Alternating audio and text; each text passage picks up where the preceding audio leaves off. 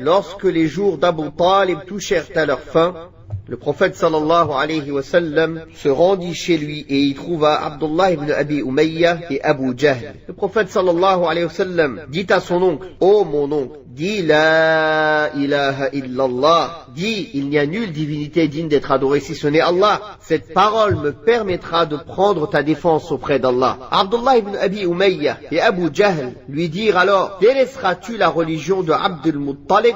Le prophète sallallahu alayhi wa sallam réitéra alors sa requête et les deux acolytes en firent autant. La dernière phrase qu'Abu Talib prononça fut: il suit la religion d'Abdul Muttalib. Il refusa donc de dire la ilaha illallah. Le prophète sallallahu alayhi wa sallam dit alors: je ne cesserai de demander à Allah de te pardonner tant qu'il ne me l'aura pas interdit. Allah révéla à ce sujet: ma kana lin-nabiyyi wal-ladhina amanu an yastaghfiru lil-mushrikeen. Il n'appartient pas aux prophètes et aux croyants d'implorer le pardon en faveur des associateurs. Il révéla aussi concernant Abu Talib: innaka la tahdi man ahbabt walakinna Allah yahdi man yasha wa huwa a'lamu bil muhtadin.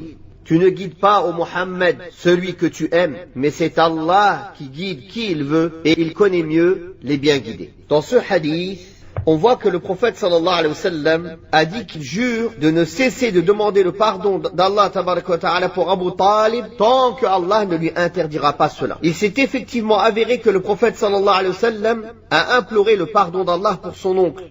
Mais l'intercession du prophète sallallahu alayhi wa sallam lui a-t-elle été bénéfique? Non, car le bénéficiaire de l'intercession était un polythéiste. Or, la demande de pardon et l'intercession ne sont d'aucun secours pour les polythéistes. De plus, le prophète sallallahu alayhi wa sallam est dans l'incapacité d'apporter un quelconque bienfait à un polythéiste en demandant à Allah tabaraka wa ta'ala de lui pardonner ses péchés ou à toute personne s'adressant à lui au moyen d'actes de polythéisme et qui espère que le prophète sallallahu alayhi wa sallam dissipera ses malheurs ou lui apportera des bienfaits. C'est pourquoi il a dit sallallahu alayhi wa sallam: je ne cesserai de demander à Allah de te pardonner tant qu'il ne me l'aura pas interdit. Allah Ta'ala révéla à ce sujet: il n'appartient pas aux prophètes et aux croyants d'implorer le pardon en faveur des associateurs, fussent-ils des parents, alors qu'il leur est apparu clairement que ce sont les gens de l'enfer.